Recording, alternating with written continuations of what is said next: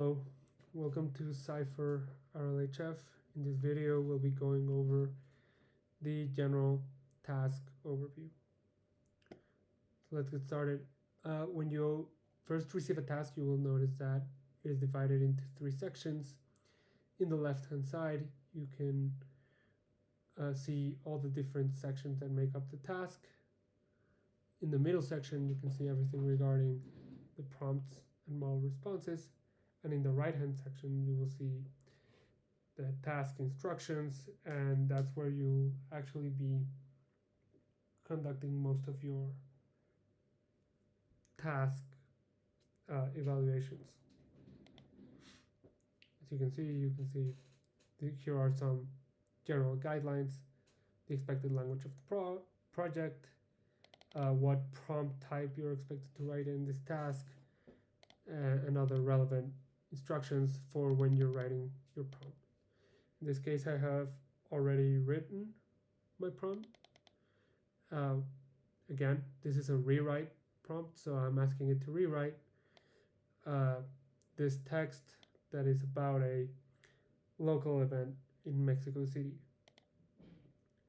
Once I have written my prompt, I will submit it, and this will prompt the model to generate two separate responses.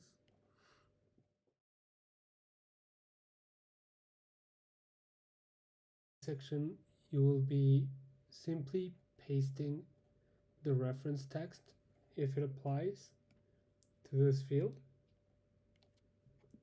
So in the prompt, this sentence is stating to please rewrite, and all this would be the reference text. So we simply copy and paste that into the field here.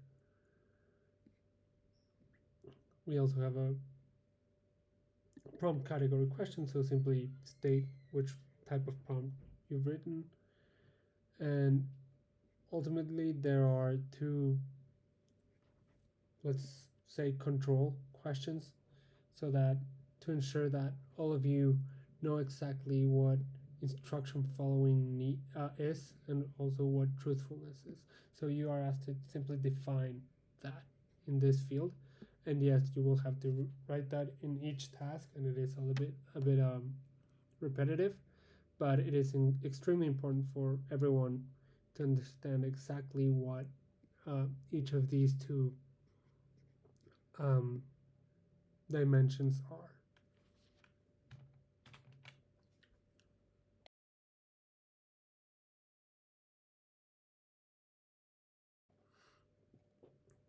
And here they are. In this case, they have already been generated, and what I'll be evaluating is whether there are any issues in any of the main dimensions in our instructions, right?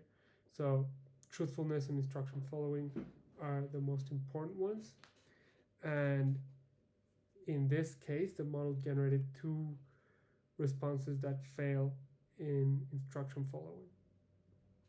And basically I am asking the model to keep their rewrite to a character limit, within a character limit, and in this case it surpassed it. But if both responses were to be correct, I could click on this edit prompt, rewrite my prompt, and retry everything until at least one of the two responses fails. In this case, again, we have the model failed in the instruction following dimension for both responses, so we've completed that step, and we can now move on to our next step, which is the individual response evaluation. You can alternate between the two responses simply by clicking on them, and on the right hand side you can see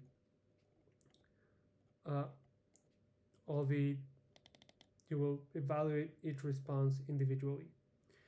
Again, so these dimensions would be localization, instruction following, truthfulness,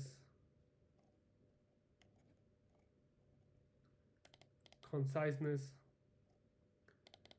writing quality, harmlessness, and ultimately you will assign an overall score based on how you evaluated each of the dimensions.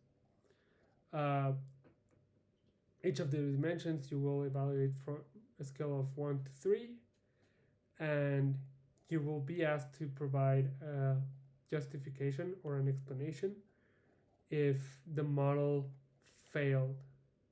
So if you select that it did indeed fail in one of them, like in this case, I selected that response A failed in the instruction following dimension.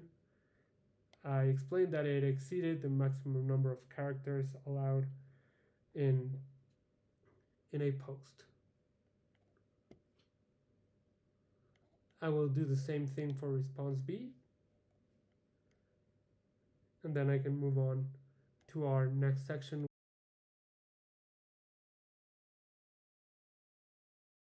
This section we are evaluating which of the two responses is better, and they must be aligned with how we rated each response individually.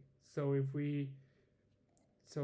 in this section, individual response section, we selected response B to be perfect, but response A to be okay, then we would have to select that response B is much better.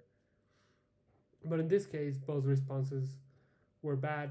I assigned a 2 to both of the responses, so there really is no preference. Once I've selected my preference, I will write a justification explaining why I gave that rating, and in general try to be direct, concise, but also detailed. Just try to be as fluent as possible and just direct when writing your justifications. It is not helpful to write a lot of text in it, but it is also very important to not be missing information or important information on why one of the responses is better than the other or why they're equal.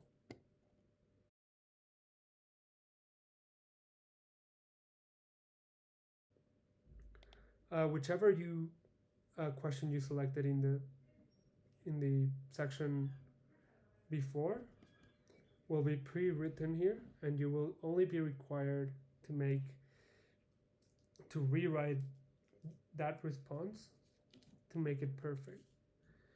In this case, the major issue was that the response the model provided was too long and had too many characters for the context that I wanted to use it.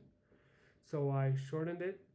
I made some additional small changes to make it cleaner, and that is it.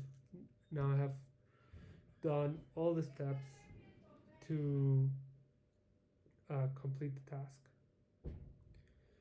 So yeah, that's our general task outlook. We hope you enjoy working with us, and thank you for making it to the end of the video.